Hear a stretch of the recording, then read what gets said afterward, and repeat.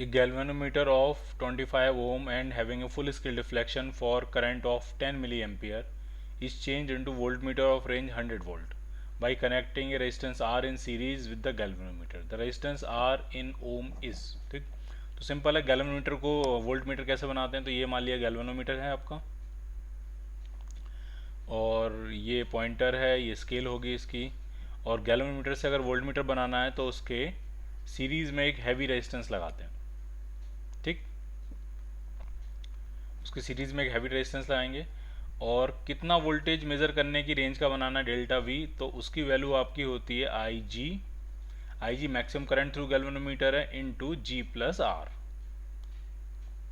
तो अब देखते हैं क्या क्या चीज़ें आपके पास हैं। कितने वोल्टेज का वोल्टमीटर बनाना है, उसकी रेंज क्या दी है, तो ये दी है 100 वोल्ट, तो ये तो हो गया 100 वोल्ट। आई जी कितना है, तो आई जी है 10 मिली एम्पियर, मतलब 10⁻³ into G plus R. G जो है वो है 25 ओम, और आर आपको निकालना है, तो उसको सॉल्व कर लेते हैं। ये आपका 10, एक जीरो कैंसिल आउट होगा, 10⁻³ दे जाएगा तो +3, तो ये तो बन गया आपका 10,000,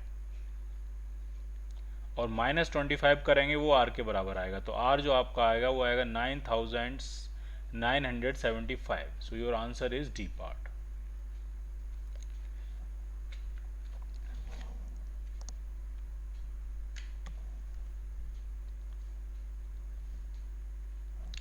इन the given circuit current in 2 ohm resistor is, ठीक है, 2 ओम में कितनी करंट जाएगी ये पूछ रहे हैं, ये वाला 2 ओम ही होगा।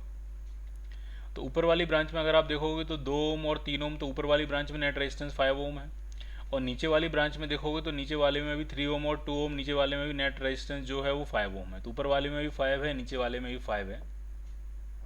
तो ये बराबर रेजिस्टेंस के हैं, तो करंट बराबर बराबर बढ़ जाएगी, तो ऊपर वाली ब्रांच में भी 1 एम्पियर जाएगी और नीचे वाली ब्रांच में भी 1 एम्पियर जाएगी, क्योंकि टोटल करंट आ रही थी 2 एम्पियर। तो चाहे इस 2 ओम की बात करो या इस 2 ओम की बात करो, दोनों में करंट 1 एम्पियर ही होगी। D part.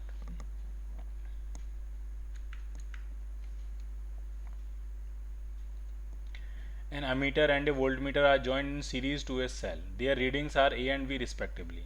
If a resistance is now joined in parallel with the voltmeter, दोनों की रीडिंग में क्या फ़र्क पड़ेगा ये पूछ रहे हैं, तो बना लेते हैं, ड्रॉ कर लेते हैं। मान लिया एक है आपके पास अमीटर और एक है आपके पास वोल्टमीटर, और इनको आपने सीरीज में कनेक्ट किया हुआ है किसी सेल से, कोई एक सेल है ये, ठीक। और आइडियल नहीं लिखा है तो दोनों को मैं रियल मान रहा हूँ, दोनों को क्या मान रहा हूँ, रियल। वोल्टमीटर का रेजिस्टेंस बहुत ज़्यादा होगा बट इन्फाइनाइट नहीं होगा, एमीटर का रेजिस्टेंस बहुत कम होगा लेकिन जीरो नहीं होगा। यहाँ से कुछ करंट जारी होगी और वो करंट जो है वो एमीटर मेजर कर रहा होगा, और जो वो करंट इनटू इस वोल्टमीटर का जो रेजिस्टेंस होगा वो मल्टीप्लाई करोगे तो वो वोल्टेज बनेगा, और वो वोल्टेज वोल्टमीटर मेजर करेगा, ठीक। मान लिया इसका रेजिस्टेंस आर ए है, इसका रेजिस्टेंस आर बी है, आर वी है, और ये मान लिया ई एम एफ ई है। तो करंट कितनी मेजर हो रही होगी, करंट, तो करंट आपकी होगी E upon R A plus R B, और ये जो रीडिंग होगी ये आपकी एमीटर की रीडिंग होगी, ठीक।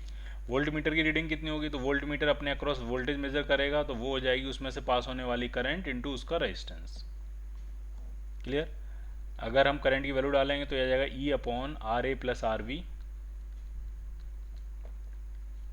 इंटू आर वी, तो ये रीडिंग जो होगी ये वोल्ट मीटर की रीडिंग होगी। अब वो क्या कह रहे हैं वो समझिए। अब उन्होंने क्या किया, उन्होंने एक रेजिस्टेंस है जो कि वोल्ट मीटर के पैरेलल में कनेक्ट कर दिया। तो जैसे ही आप एक रेजिस्टेंस वोल्ट मीटर के पैरेलल में कनेक्ट करोगे तो उससे होगा क्या, वो सारी चीज़ें समझनी है, ठीक। देखिए, जैसे ही आप वो रेजिस्टेंस वोल्ट मीटर के पैरेलल में कनेक्ट करोगे तो इस पूरे दोनों का नेट रेजिस्टेंस छोटे वाले रेजिस्टेंस से भी छोटा हो जाएगा, यानी नेट रेजिस्टेंस कम हो जाएगा। इन दोनों का नेट रेजिस्टेंस जो होगा पैरेलल कॉम्बिनेशन का वो आरवी से कम हो जाएगा, और अगर इन दोनों का नेट रेजिस्टेंस आरवी से कम हो गया तो पूरे सिस्टम का नेट रेजिस्टेंस कम हो जाएगा, तो बैटरी से जाने वाली करंट बढ़ जाएगी, यानी इस करंट की वैल्यू बढ़ जाएगी, यानी एमीटर की रीडिंग बढ़ जाएगी। मैं फिर से रिपीट कर रहा हूँ, सब ढंग से समझ लेना। वोल्ट मीटर के पैरेलल में आपने एक रेजिस्टेंस लगाया है, तो इन दोनों का पैरेलल के केस में रेजिस्टेंस, नेट जो रेजिस्टेंस होता है वो उसमें उन दोनों में जो छोटा वाला रेजिस्टेंस होता है उससे भी कम हो जाता है। जैसे 2 और 3 का अगर हम पैरेलल कॉम्बिनेशन निकालें तो वो नेट पैरेलल कॉम्बिनेशन का रेजिस्टेंस 2 से भी कम आएगा। तो आर और आर वी और आर जैसे आपने पैरेलल में लगाया तो उसका नेट रेजिस्टेंस जो सबसे छोटा वाला होगा उससे भी कम हो जाएगा, ठीक, इसका मतलब पूरे सर्किट का नेट रेजिस्टेंस कम हो जाएगा, तो बैटरी से जाने वाली करंट बढ़ जाएगी, और जब करंट बढ़ेगी तो अमीटर की रीडिंग बढ़ जाएगी, यानी अमीटर की रीडिंग तो बढ़ जाएगी। क्लियर? अब जरा समझिए, जब अमीटर से पास होने वाली करंट बढ़ गई, अमीटर की रीडिंग बढ़ गई, तो अमीटर के अक्रॉस पोटेंशियल डिफरेंस भी तो बढ़ जाएगा, और अमीटर के अक्रॉस पोटेंशियल डिफरेंस जब बढ़ जाएगा तो वोल्ट इस दोनों के अक्रॉस जो नेट पोटेंशियल डिफरेंस होगा वो कम हो जाएगा, तो वोल्ट मीटर की रीडिंग कम हो जाएगी, अमीटर की रीडिंग बढ़ जाएगी। A will increase, V will decrease. ठीक है, मैं फिर से रिपीट कर दे रहा हूँ, वोल्ट मीटर की रीडिंग कैसे कम हुई? अमीटर की रीडिंग बढ़ गई क्योंकि करंट बढ़ गई। इतनी बात समझ में आई आपको? बिल्कुल ठीक है। अब जरा समझिए, अमीटर के अक्रॉस पोटेंशियल डिफरेंस कितना होगा, तो वो होगा आई इंटू आर ए, ये बनेगा अमीटर के अक्रॉस पोटेंशियल डिफरेंस। ठीक, अब जब करंट बढ़ी है तो अमीटर के अक्रॉस पोटेंशियल डिफरेंस बढ़ जाएगा, लेकिन टोटल पोटेंशियल डिफरेंस तो ई के बराबर ही है, और अमीटर के अक्रॉस पोटेंशियल डिफरेंस अगर बढ़ गया है तो इन दोनों के अक्रॉस पोटेंशियल डिफरेंस कम हो जाएगा, तो वोल्ट मीटर की रीडिंग कम हो जाएगी। तो आंसर क्या बना आपका? D part.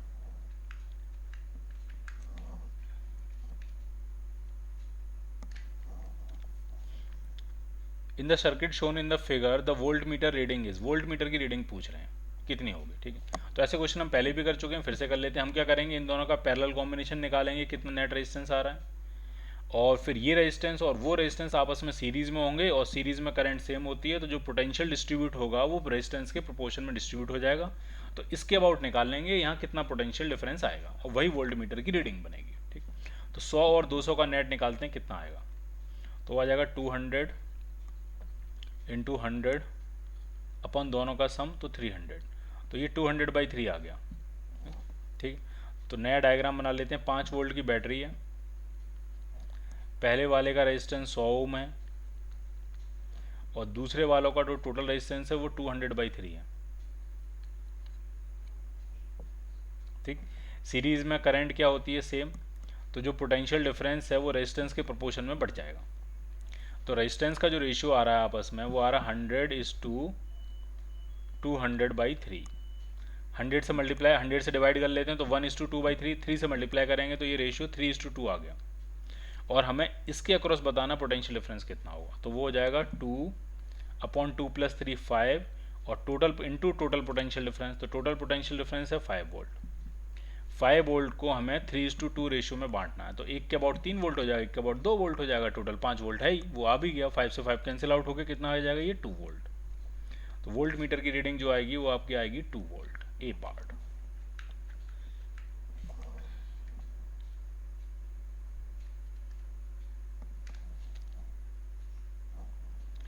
Two galvanometer A and B requires 3 milliampere current and 6 milliampere current to produce the same deflection of 10 division।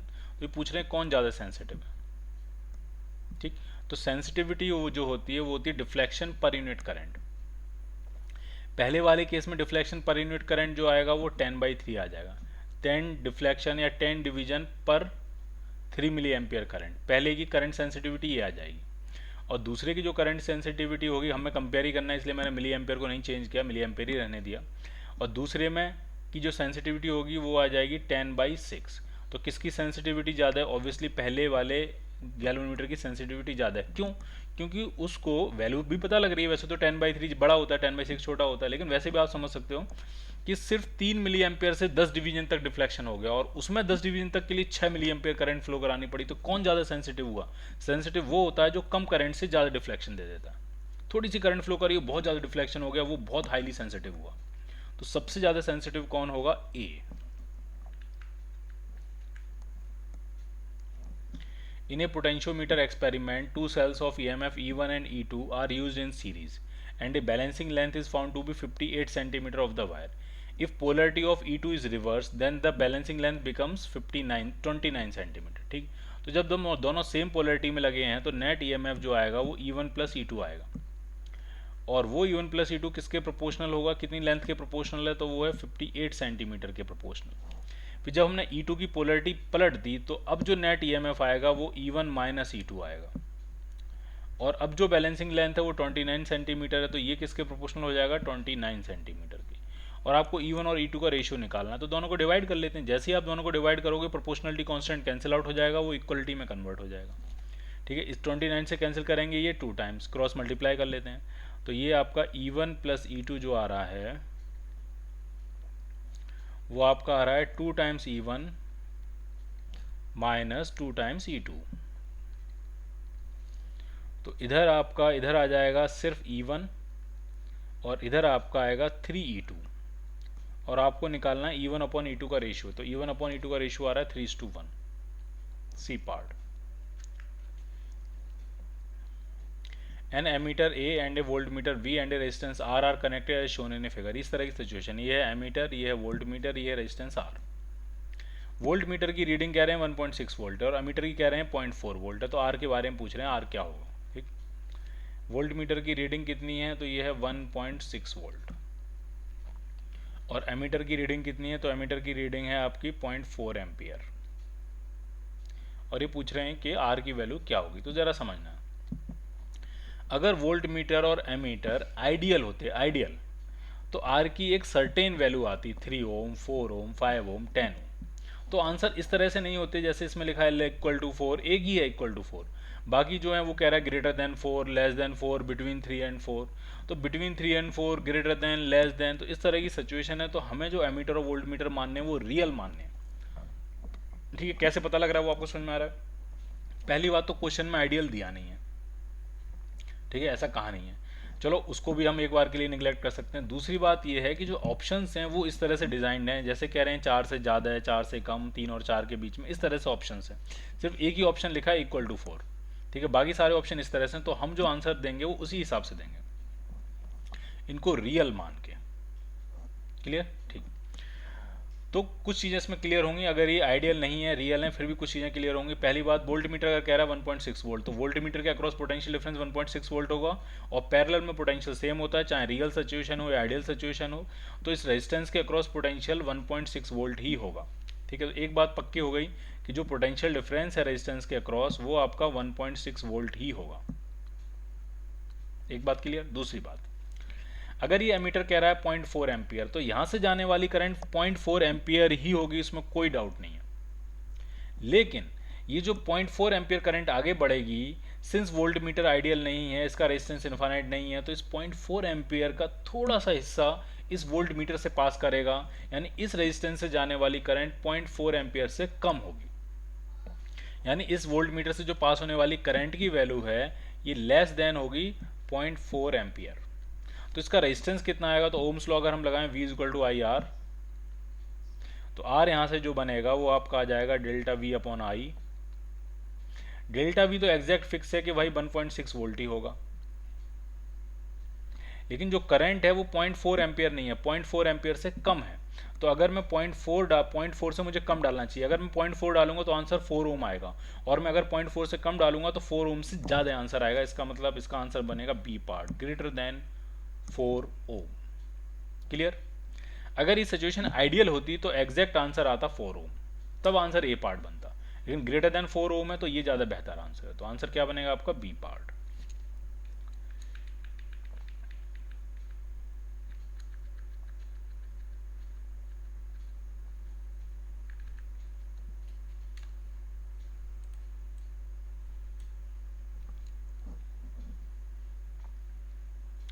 ये जो क्वेश्चन है ये हम पहले भी कर चुके हैं। 10% करंट जो गैल्वेनोमीटर की शंट से पास करानी थी, मतलब कुछ इस तरह था क्वेश्चन, वो पहले भी आ चुका है, तो ये आप वहाँ से देख लेंगे। ठीक, आगे बढ़ते हैं।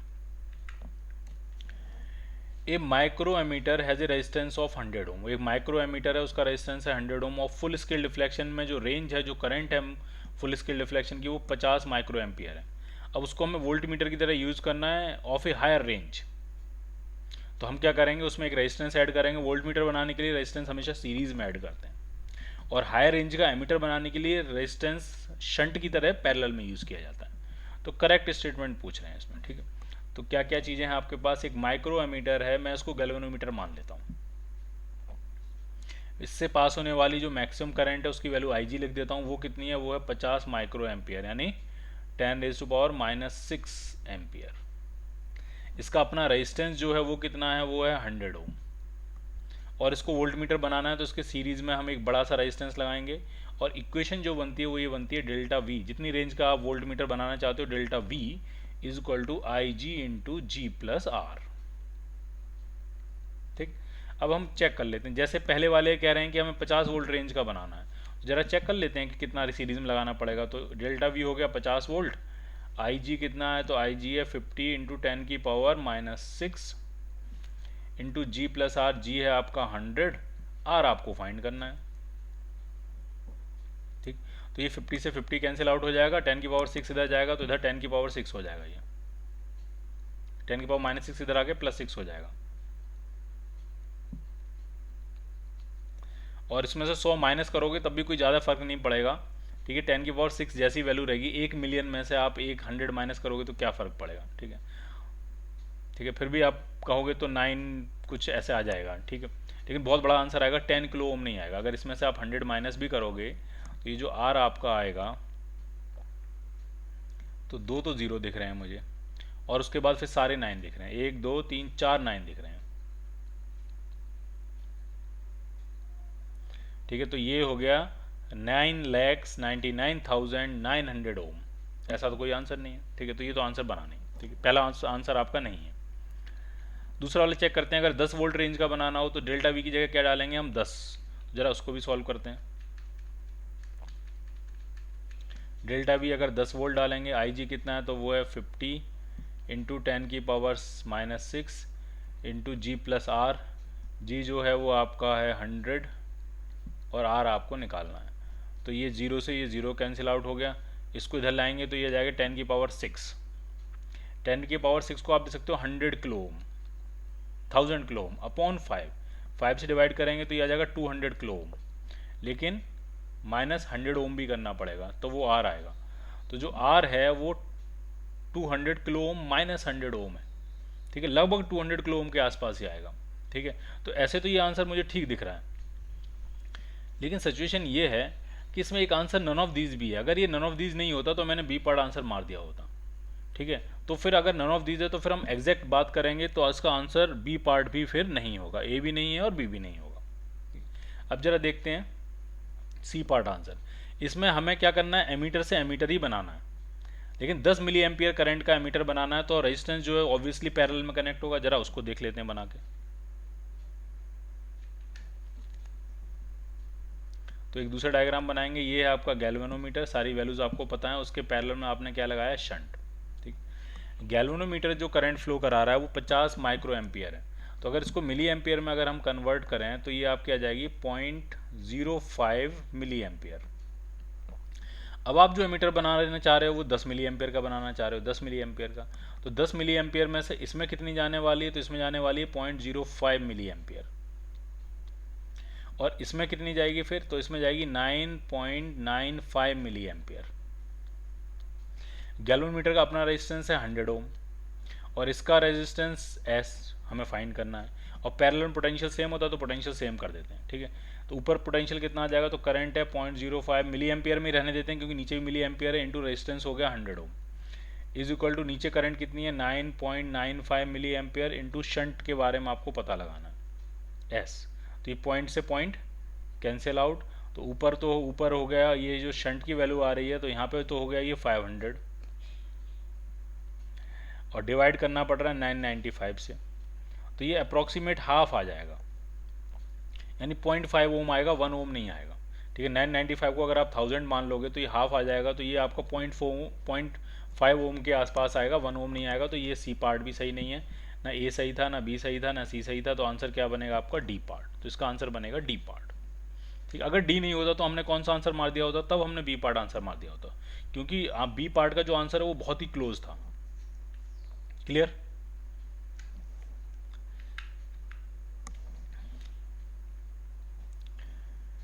A 36 ohm galvanometer is shunted by resistance of 4 ohm. The percentage of total current passing through the instrument is, ठीक है, टोटल करंट का कितना परसेंटेज जाएगा। ठीक, बना लेते हैं, यही डायग्राम है।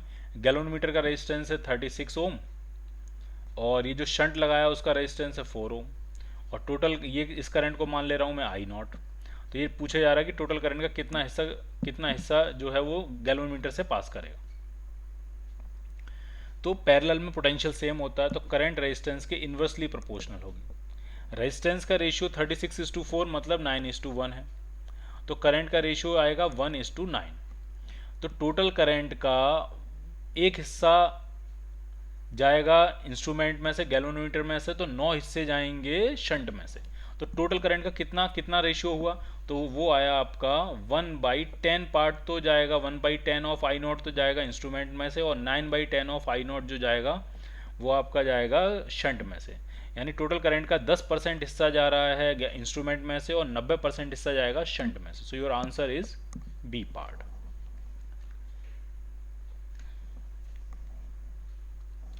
When an additional resistance of 90-80 ohm is connected in series with the voltmeter, the scale division reaches 100 times larger value। यानी पोटेंशियल डिफरेंस जो है वो 100 गुना ज़्यादा बढ़ गया। अगर सिर्फ आपका गैल्वेनोमीटर जो होता है, या सिर्फ गैल्वेनोमीटर मान के चल रहा हूँ, मान लिया सिर्फ गैल्वेनोमीटर था ये पहले, फिर उसको एक बड़े वोल्ट मीटर में कन्वर्ट किया, पैरेलल में आपने सीरीज में आपने एक रेजिस्टेंस लगा के, ठीक। मैक्सिमम करंट तो अभी भी कितनी रहेगी, IG। तो जरा ढंग से समझना, ठीक। पहले केस में जब आपने एक्सटर्नल एडिशनल रेजिस्टेंस नहीं लगाया है, ठीक है, तब जो मैक्सिमम वैल्यू होगी करंट की वो आपकी होगी IG इंटू जी। क्लियर। फिर आपने जब एक्सटर्नल रेजिस्टेंस लगा दिया तो अब जो नई वैल्यू होगी डेल्टा वी डैश, तो वो आपकी हो जाएगी IG into G plus R. और कह रहे हैं ये जो नई वैल्यू है वो पुरानी वैल्यू से 100 टाइम्स ज्यादा है, यानी डेल्टा वी डैश जो है वो 100 डेल्टा वी के बराबर है।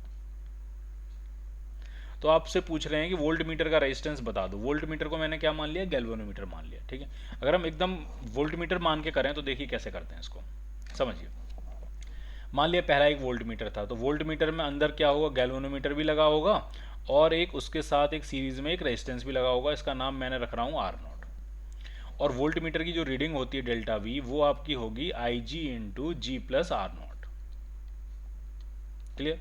अब आपने क्या किया, इस वोल्ट मीटर के साथ सीरीज में एक और रेजिस्टेंस लगा दिया R, और उसकी जो रेंज है वो 100 टाइम्स बढ़ गई, यानी अब वो जो रीड करेगा वो 100 डेल्टा वी के बराबर रीड करेगा। और उसकी वैल्यू आएगी कितनी, तो उसकी वैल्यू आ जाएगी IG इंटू, अब जो नेट रेजिस्टेंस बनेगा वो बनेगा G plus R0 plus R। ठीक। तो आपसे वोल्ट मीटर की ही रीडिंग पूछ रहे हैं, और ये जो R है ये आपको दिया, ये कितना दिया, ये दिया 90-80। तो R की जगह हम क्या डाल देते हैं यहाँ पे, 90-80, 1980।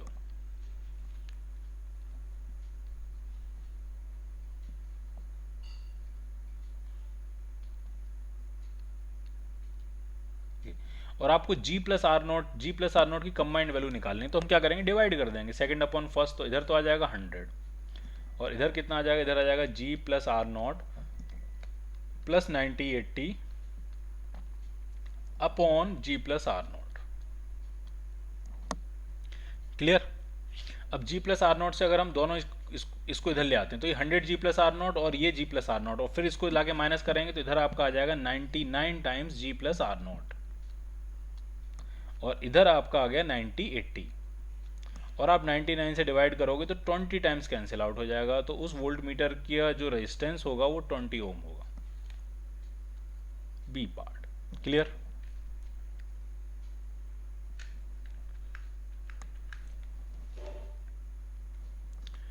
By mistake a volt meter is connected in series and an ammeter in parallel.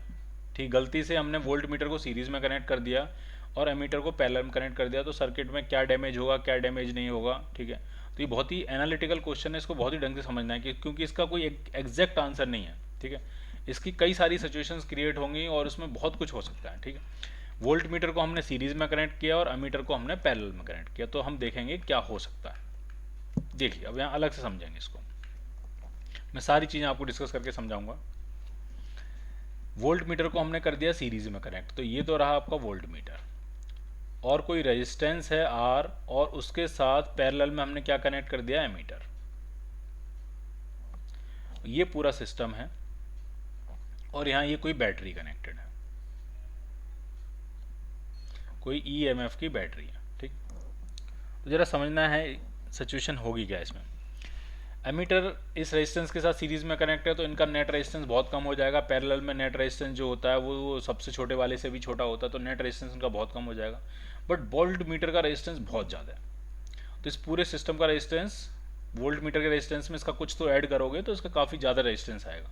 तो सबसे पहली बात तो है कि यहाँ से निकलने वाली जो करंट है वो ड्रामेटिकली रिड्यूस हो जाएगी, ड्रामेटिकली रिड्यूस हो जाएगी। लेकिन वो करंट रिड्यूस होने के बावजूद अगर वो करंट IG से ज़्यादा बनी रही, IG मतलब क्या है, तो इस वोल्ट मीटर के अंदर जो गैल्वेनोमीटर लगा होगा उसकी जो मैक्सिमम करंट होगी अगर वो उससे ज़्यादा बनी रही तो ये वोल्ट मीटर बर्न हो जाएगा, ठीक। लेकिन अगर वो करंट IG से कम हो गई तो वोल्ट मीटर बर्न नहीं होगा, ठीक है। इस केस में वोल्ट मीटर बर्न हो जाएगा और इस केस में वोल्ट मीटर बर्न नहीं होगा, वो सही काम करता रहेगा, ठीक है। एमीटर किसी भी केस में बर्न नहीं होगा। क्यों नहीं बर्न होगा एमीटर? क्योंकि एमीटर को तो बहुत हाई करंट पास कराने की आदत है, क्योंकि उसके पास तो पैरेलल में शंट लगा है, जितनी भी एक्स्ट्रा करंट आती है शंट से पास कर जाती है, ठीक है। तो एमीटर तो बर्न नहीं होगा, ठीक है। लेकिन वोल्ट मीटर बर्न हो सकता है, कब? अगर वो करंट, जैसे मैं फिर से समझा रहा हूँ आपको, ये एमीटर है, ये रेजिस्टेंस है, ठीक है। एमीटर और रेजिस्टेंस पैरेलल में लगे हैं तो इनका जो नेट रेजिस्टेंस होगा वो सबसे छोटे वाले से भी छोटा हो जाएगा, बिल्कुल ठीक है। यानी अगर एमीटर रेजिस्टेंस बहुत कम है तो उससे भी कम नेट रेजिस्टेंस बनेगा। बट इसके सीरीज में ये बहुत हैवी रेजिस्टेंस लगा है, तो ये बहुत हैवी रेजिस्टेंस के साथ अगर ये बहुत कम भी ऐड करोगे तब भी आंसर बहुत हैवी आने वाला है, और यहाँ से जाने वाली जो करंट है फिर बहुत ड्रामेटिकली रिड्यूस हो जाएगी। और जब वो करंट रिड्यूस होगी तो दो केस हो सकते हैं। अगर वो करंट इतनी कम हो गई है कि IG से भी कम हो गई है तो वोल्ट मीटर भी बर्न नहीं होगा, एमीटर भी बर्न नहीं होगा। लेकिन अगर वो करंट कम तो हुई है लेकिन उतनी ज़्यादा कम नहीं हो पाई कि IG से कम हो जाए, IG से वो वैल्यू ज़्यादा ही रही है, तो ये वोल्ट मीटर जो है वो बर्न हो जाएगा। तो ये दो सिचुएशन है इसमें, clear?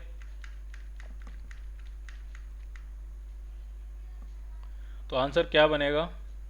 Both ammeter and volt meter will be damage, गलत है। नीदर, ये भी गलत है।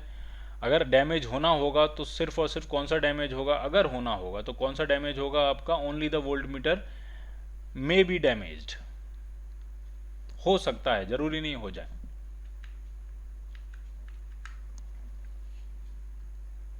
ठीक है। अच्छा, अगला क्वेश्चन भी बहुत अच्छा है, इसको भी बहुत ढंग से समझना है आपने। A potentiometer having a potential gradient of 2 millivolt per centimeter is used to measure the difference of potential across a resistance of 10 ohm in some circuit। ठीक है। एक पोटेंशियोमीटर है, उसका पोटेंशियल ग्रेडियंट आपको दिया है कि 1 सेंटीमीटर लेंथ के अक्रॉस पोटेंशियल डिफरेंस जो है वो आपका 2 मिली वोल्ट है, ठीक। पोटेंशियल ग्रेडियंट को आप चाहो तो उसको ऐसे लिख सकते हो, delta V upon delta L। Potential gradient कितना है? 2 मिली वोल्ट, या 2 इंटू 10 की पावर -3 कर लेते हैं इसको, वोल्ट पर सेंटीमीटर। सेंटीमीटर को लिए सही यूनिट बना लेते हैं, चलो इसको। तो मिली वोल्ट को कन्वर्ट करेंगे तो 10 की पावर -3 हो जाएगा, और सेंटीमीटर को कन्वर्ट करेंगे तो 10 की पावर -2 हो जाएगा। तो ये आपका आया 0.2 वोल्ट पर मीटर। वोल्ट पर मीटर हमने यूनिट बना ली, ठीक। ये पोटेंशियल ग्रेडियंट है। तो 10 ओम का रेजिस्टेंस था, उसके अक्रॉस हम पोटेंशियल डिफरेंस मेजर करने के लिए इस पोटेंशियोमीटर वायर को हम यूज़ कर रहे हैं, इस पोटेंशियोमीटर को यूज़ कर रहे हैं, ठीक। If the length of 50 centimetre of potentiometer wire is required to get the null point, ठीक है। बैलेंस होने के लिए 50 सेंटीमीटर लेंथ चाहिए, आधा मीटर लेंथ चाहिए आपको, ठीक। तो करंट कितनी पास करेगी ये पूछ रहे हैं। तो ये बताओ, 1 मीटर लेंथ के अक्रॉस तो आपको 0.2 वोल्ट पोटेंशियल डिफरेंस है, तो आधा मीटर के अक्रॉस तो 0.1 वोल्ट होगा। इसका मतलब उस रेजिस्टेंस के अक्रॉस जो पोटेंशियल डिफरेंस होगा वो आपका 0.1 वोल्ट हो जाएगा, और उसका जो रेजिस्टेंस है वो आपको दिया है 10 ओम। तो करंट कितनी पास करेगी? जो करंट आपकी हो जाएगी वो हो जाएगी डेल्टा V अपॉन R। तो ये आपकी हो गई 0.1 अपॉन 10, यानी 0.01 एम्पियर, और मिली एम्पियर में अगर इसको लिखना होगा तो ये 10 मिली एम्पियर करंट उससे पास कर रही होगी, clear? So your answer is D part, क्योंकि आंसर आपको मिली एम्पियर में पूछा गया।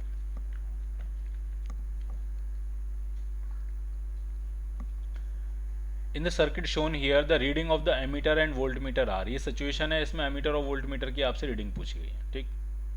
अब एग्जैक्ट रीडिंग्स हैं, ये रीडिंग नहीं है कि ग्रेटर देन इतना, लेस देन इतना। तो हम सारी चीजें क्या मान के सॉल्व करेंगे? आइडियल मान के सॉल्व करेंगे, क्लियर? तो वोल्ट मीटर का रेजिस्टेंस इन्फानाइट होता है, तो इस ब्रांच में से कोई करंट जाएगी नहीं, तो इस 6 वोल्ट से जो करंट निकलेगी वो इस ब्रांच से ऐसे होती हुई और इस तरह से ये वापस आ जाएगी। कितनी करंट जाएगी? वो जो करंट होगी वही एमीटर की रीडिंग होगी। तो 6 वोल्ट की तो लगी है बैटरी, और पूरे रास्ते में रेजिस्टेंस कितना मिलेगा? तो 6 ओम ये है, 4 ओम ये, 11 ओम ये हो गया, सॉरी 10 ओम ये हो गया, और 1 ओम ये, 11 ओम ये हो गया टोटल, डिवाइडेड बाई 11। तो ये हो एम्पियर, ये आपका बनेगा एमीटर की रीडिंग। वोल्ट मीटर की रीडिंग क्या होगी, तो वोल्ट मीटर की जो रीडिंग होगी वो बैटरी के अक्रॉस लगाया और बैटरी डिस्चार्जिंग स्टेट में, तो इसके अबाउट जो पोटेंशियल डिफरेंस होगा वो E माइनस आई आर के फॉर्मेट का होगा। E कितना है, तो E है आपका 6 वोल्ट, माइनस I कितना है, तो I है आपका 6/11 और R जो है वो 1 है। तो ये आपका आ जाएगा, एलसीएम लेंगे 66 माइनस 6 मतलब 60/11 volt. So your answer is D part.